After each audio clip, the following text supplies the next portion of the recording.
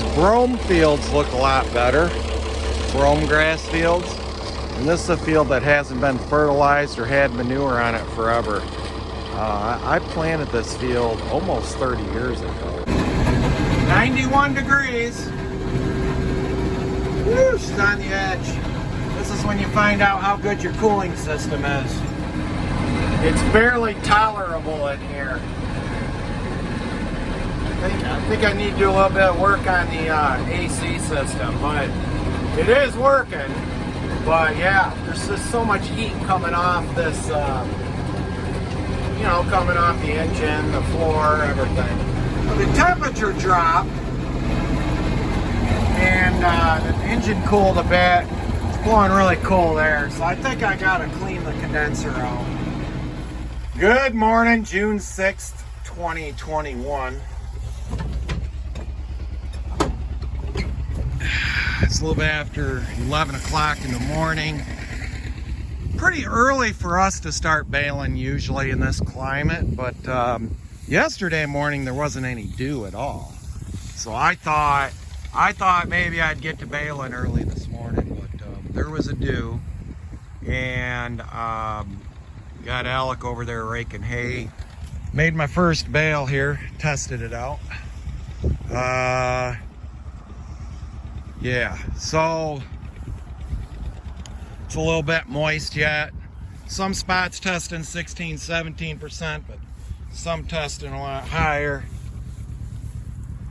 I got about 41 acres down in this area. These are my thinnest fields. They're just very poor yielding, but the bluegrass is in here. We have this rough stalk bluegrass, and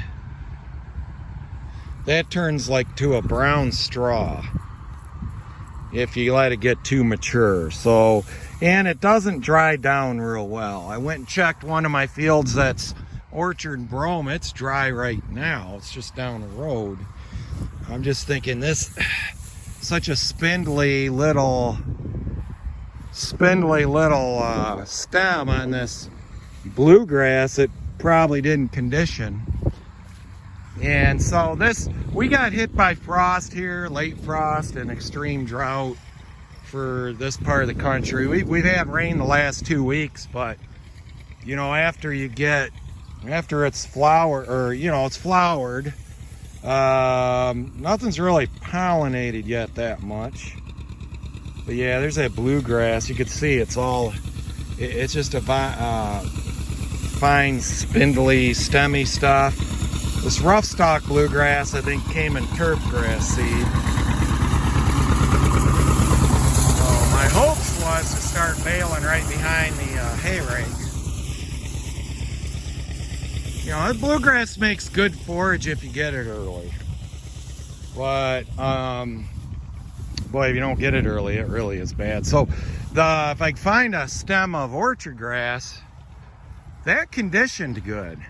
It's a little bit wider stem. The sap got squeezed out of it, and that stuff is a little bit more dry, crispy dry. Here's a brome, smooth brome grass, which I always say, give me 1,000 acres of brome, easiest stuff in the world to bale. But that's a little bit tough. We had some guys that cut. It's Sunday now. I had some neighbors that cut on Friday or Thursday, and they baled yesterday. They went out and tedded. I don't have a tedder. Truth is, I think this is just dew right here. I could have baled yesterday afternoon, I think, if I wanted to. There's the alfalfa. The alfalfa here just burned right up. It's a dry, sandy site. But yeah, bluegrass invasion this year. And you could see this. It's really a better grazing grass than it is a hay crop. I would never put bluegrass in a hay field on purpose. And you get that Kentucky bluegrass baled up, they don't even eat it. It's just a fine, spindly grass. This rough stalk bluegrass can grow tall. It gets in winter wheat fields really bad. But yeah, we just don't have that crimp yet, that crust. And Yeah, we're in crisis situations here as far as hay. I mean, there are going to be a lot of people that are not going to find hay here in Michigan this winter. I mean, it is going to have to come from out of state or whatever. Usually, Michigan is an export state for hay, but you know, there's years it comes, you know, hay from Kentucky comes up here if they've got hay down there. I guess Ohio, I'm watching some of the YouTubers from Ohio, our neighbor to the south. They seem to be getting some really good yields down there. So this is not a widespread drought.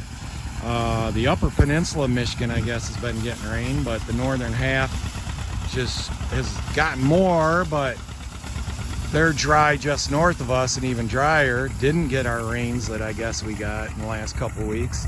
And they got a killing frost a few days ago, like 28 degrees. A lot of guys got corn planted. All right, just the hay report here of southeastern Michigan. We'll talk to you later.